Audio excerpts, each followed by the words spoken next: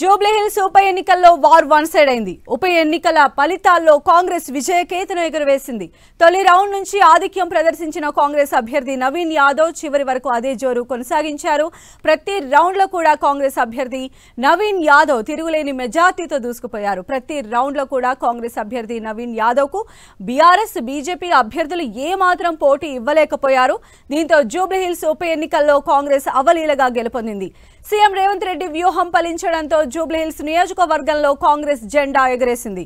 24,729 ఓట్ల మెజార్టీతో నవీన్ యాదవ్ గెలిచారు. జూబ్లీహిల్స్ ఎన్నికల ప్రచారంలో స్వయంగా రేవంత్ రెడ్డి ప్రచారం చేయడం కాంగ్రెస్ అభ్యర్థి నవీన్ యాదవ్ కు బాగా కలిసొచ్చింది. సీఎం రేవంత్ రెడ్డితో పాటుగా మంత్రులంతా కలిసి కట్టుగా కాంగ్రెస్ గెలుపులో కీలక పాత్ర పోషించారు. ఇంటింటి ప్రచారంలోనూ కాంగ్రెస్ నేతలు బాగా పనిచేయడం కాంగ్రెస్ కు కలిసొచ్చింది. ఇక నవీన్ యాదవ్ స్థానిక నేత అవ్వడం, సామాజిక వర్గం పరంగా చూసినా కూడా బీసీ నేత అవ్వడం కాంగ్రెస్ కు బాగా కలిసొచ్చింది. అటు ఎంఐఎం పార్టీ కూడా కాంగ్రెస్ కు సపోర్ట్ చేయడం కాంగ్రెస్ కు కలిసొచ్చిన అంశంగా చెప్పుకోవచ్చు. మొత్తానికి 3 సార్లు పోటీ చేసి ఓడిపోయిన నవీన్ యాదవ్ తిరిగి 4వ పోటీ చేసి గెలుపొందడంతో కాంగ్రెస్ నేతల్లోనూ నవీన్ యాదవ్ అభిమానుల్లో కూడా ఫుల్ జోష్ నిండింది.